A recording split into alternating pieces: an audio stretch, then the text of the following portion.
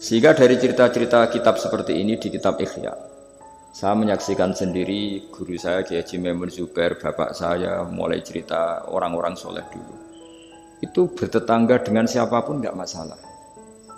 Karena ada orang yang sedang fasik, sedang preman, sedang itu dibahasakan sedang. Sedang itu nggak ada jaminan kalau berakhir dengan seperti itu. Jadi bagian dari kearifan kiai-kiai berbangsa dan bernegara karena tidak pernah menstigmasi bahwa orang lain itu lebih buruk ketimbang kita. Sehingga ya kita nyaman saja. Nyaman berteman siapa saja karena kita tidak pernah punya perasaan lebih baik. Nah, di sini kenapa para kiai itu fleksibel berteman berbagai kelompok karena tidak pernah merasa lebih baik. Atau dalam bahasa terkenalnya disebut tawaduk. Jadi ketika orang merasa lebih baik, maka akan ada keangkuhan. Keangkuhan ini melahirkan sentimen. Sentimen ini lama-lama menjadikan sosial yang nggak sehat, bisa chaos. Nah dari pelajaran itu, akhirnya kita cara bernegara, kita cara bersosialisasi itu ya nyaman-nyaman saja. Karena Allah Ta'ala itu membuat status sebenarnya itu di akhir. Disebut husnul khotimah atau su'ul khotimah.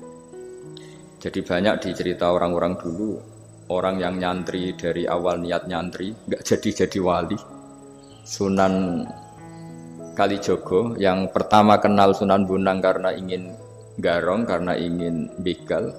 Dalam cerita-cerita yang legendaris itu justru jadi santrinya dan jadi wali. Jadi perkenalan yang awalnya tidak baik, berakhir dengan baik. Kadang-kadang perkenalan yang baik berakhir dengan kroni, dengan macam-macam yang tidak baik. Nah, dari sekian peristiwa itu akhirnya para ulama menyimpulkan bahwa hanya biyadihi al-amru, hanya Allah yang bisa mengendalikan semua urusan. Sampai-sampai Nabi misalnya kurang berkenan sama namanya Wahsy, karena Wahsy itu pembunuh Sayyid Hamzah, paman yang paling dicintai Rasulullah. Itu mangkelnya Nabi sebagai manusia itu yang mangkel betul. Tapi sama Allah justru Wahsy ini dikasih hidayah. Kemudian menjadi Islam dan Islamnya baik sekali. Dan dulu ada sahabat namanya Sa'labah, itu pecinta masjid, sering ibadah. Tapi karena mungkin saking overnya atau gimana, dia trauma jadi orang soleh, malah jadi orang nggak benar. Cerita-cerita seperti ini tuh memang nggak bisa digeneralisir, nggak bisa digeneralisir untuk curiga sama orang-orang soleh.